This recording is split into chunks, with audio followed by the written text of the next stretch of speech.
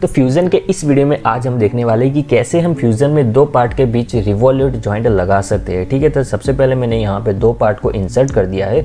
अब यहाँ पे जॉइंट में जाना है और यहाँ पे आपको जिस दो फेस में जिस दो पॉइंट को जॉइंट करना है उस दोनों पॉइंट को यहाँ पे मैंने सिलेक्ट कर दिया है। तो मैंने दोनों पॉइंट को सिलेक्ट कर दिया, वो जॉइंट हो गए। उसके बाद यहाँ पे आपको ये सारे ऑप्शन कैसे यूज़ करने मैंने ऑलरेडी वीडियो में बता दिया है। आप जाके इसे देख सकते हो रिजिड जॉइंट के वीडियो में, वहाँ पर मैंने सारे ऑप्शन को ऑलरेडी एक्सप्लेन कर दिया है। ठीक है, तब आपको जाना है मोशन में और मोशन में जाने के बाद यहाँ पे आपको रिवॉल्यूट सिलेक्ट कर देना है। रिवॉल्यूट जैसे ही सिलेक्ट करोगे तो आपका आप देख सकते हो यहाँ पे रिवॉल्यूट जॉइंट रेडी हो गया है। लेकिन यहाँ पे आपको डिफरेंट ऑप्शंस दिए गए जैसे कि जेड एक्सिस, वाई एक्सिस, ये कैसे होते हैं मैं आपको बताता हूँ। तो सबसे पहले जेड एक्सिस, यहाँ पे जेड एक्सिस सिलेक्शन है। ठीक है, तो जैसे ही मैं यहाँ पे जेड एक्सिस को सिलेक्ट करता हूँ तो ये मेरा जो ऑब्जेक्ट है, ठीक है, वो जेड एक्सिस के अराउंड रोटेट होगा। यहाँ पे मैं वापस से दिखाता हूँ एक्स एक्सिस सिलेक्ट करके। जैसे मैं यहाँ पे एक्स एक्सिस को सिलेक्ट करता हूँ तो आप देख सकते हो कि ये एक्स एक्सिस के अराउंड रोटेट हो रहा है। ठीक है, इसे ही कहते हैं रिवॉल्यूट जॉइंट। अब जैसे मैं यहाँ पे एक्स एक्सिस की जगह वाई एक्सिस को सिलेक्ट करता हूँ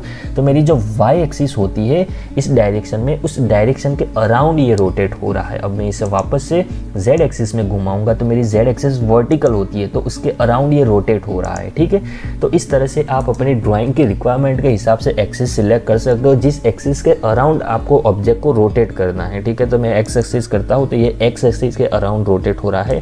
वाई करूंगा तो वाई के अराउंड रोटेट हो रहा है। आप देख सकते हो डिफरेंस को। जेड करूंगा तो जेड के अराउंड ये रोटेट होता है। ठीक है, तो ये था हमारा ऑप्शन। अगर आपके पास कोई कस्टम एक्सिस है, ठीक है, कोई एंगल में है तो आप उसे भी सिलेक्ट कर सकते हो। यहाँ पे मैंने कोई कस्टम एक्सिस नहीं रखी है तो यहाँ पे मैं इसे लीव करता हूँ। अब यहाँ पे आपको दूसरे ऑप्शंस दिख रहे होंगे जैसे कि मिनिमम, मैक्सिमम और रेस्ट क्या होता है। तो ठीक है, तो अगर आपको इन दोनों यहाँ पे जॉइंट के बीच में रिवॉल्व कराना है, लेकिन रिवॉल्व में भी आपको एक लिमिट लगानी है कि इतने एंगल तक ही घूमना चाहिए, तो आप यहाँ पे सारे ऑप्शन को सिलेक्ट कर सकते हो। जैसे कि यहाँ पे मुझे चाहिए कि मुझे मैक्सिमम 145 डिग्री तक इस ऑब्जेक्ट को रोटेट करना है। ठीक है, तो अब यहाँ पे मैंने जैसे 145 मैक्सिमम में टाइप किया तो मेरा जो ऑब्जेक्ट होगा 0 डिग्री से लेके 145 डिग्री तक ही घूमेगा, उससे ज़्यादा रोटेट नहीं होगा। ठीक है, और वो भी जेड एक्सिस में, क्योंकि यहाँ पे मैंने जेड एक्सिस सिलेक्ट की है।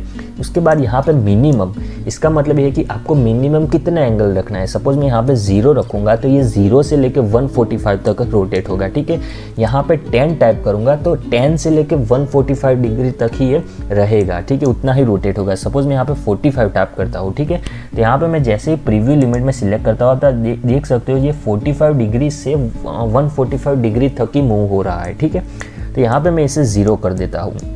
अब यहाँ पे जो तीसरा ऑप्शन है रेस्ट। रेस्ट मानिए आपको कौन से, ये इसकी पोजीशन है, कौन से एंगल में इसे रेस्ट रखनी है। सपोज यहाँ पे अभी मैं 45 डिग्री पे रेस्ट हुआ है। आप यहाँ पे जैसे ही मैं 10 पे रखूँगा तो ये रोटेट होगा। रेस्ट का मतलब अब ये 10 डिग्री पे ही रहेगा, ये घूमेगा 0 से 140 डिग्री तक, लेकिन ये इसकी पोजीशन है वो 10 डिग्री में फिक्स हो गई क्योंकि मैंने इसको रेस्ट रखा है 10 डिग्री पे। सपोज मैं यहाँ पे 35 डिग्री रखता हूँ तो मेरा रोटेट तो होगा 0 से लेकर 145 तक, लेकिन मेरा जो ऑब्जेक्ट होगा वो 35 डिग्री की पोजीशन में रहेगा, शो होगा ऐसा, क्योंकि मैंने यहाँ पे रेस्ट को 35 रखा है। ठीक है, अब यहाँ पे रेस्ट को आप 0 पे भी रख सकते हो, लेकिन यहाँ पे जैसे आप मिनिमम को 10 कर सकते हो तो आपका रेस्ट 10 हो जाएगा। क्यों?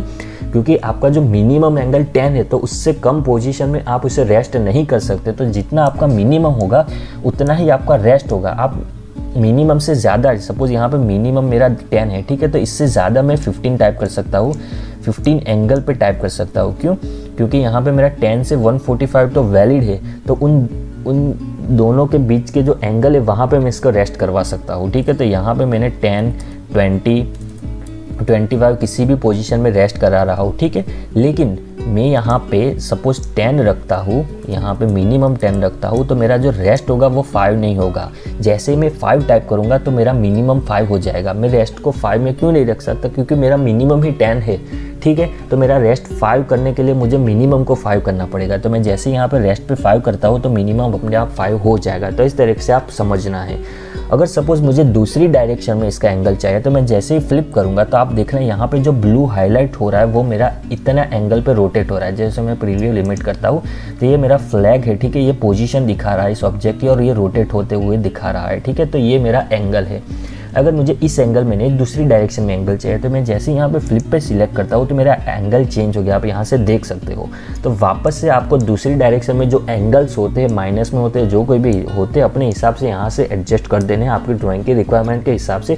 अगर आपने एडजस्ट कर दिया तो यहाँ से आप इसे सिलेक्ट करके प्रीव्यू भी देख सकते हो कि ये प्रीव्यू इसका कैसा होगा। यहाँ से उसकी डायरेक्शन को फ्लिप कर सकते हो। यहाँ पे मैंने मिनिमम मैक्सिमम रेस्ट एंगल कैसे यूज़ करना है वो भी आपको बता दिया, और किस तरह से एक्सिस के अराउंड ये रोटेट होगा वो भी आपको मैंने बता दिया। जैसे यहाँ पे एक्स एक्सिस करूँगा तो मेरे सारे ज़ीरो हो जाएंगे, और मुझे उसमें भी वापस से एंगल, मुझे जो कोई भी एंगल लगाना हो तो मुझे दे सकता हूँ, एंगल लगा सकता हूँ। यहाँ पे मुझे कोई भी एंगल नहीं चाहिए, मैं इसे अनचेक कर देता हूँ। जेड एक्सिस में रखना है, ठीक है। जैसे मैं यहाँ पे ओके करूँगा तो मेरा यहाँ पे ऑब्जेक्ट हो गया, मैंने कोई भी लिमिट नहीं दी, तो ये फ्रीली किसी भी एंगल में मूव हो सकता है। तो इस तरह से आप फ्यूज़न 360 में रिवॉल्यूट जॉइंट को लगा सकते हो। तो मिलते हैं अगले वीडियो में जहाँ हम दूसरा जॉइंट को कवर करेंगे।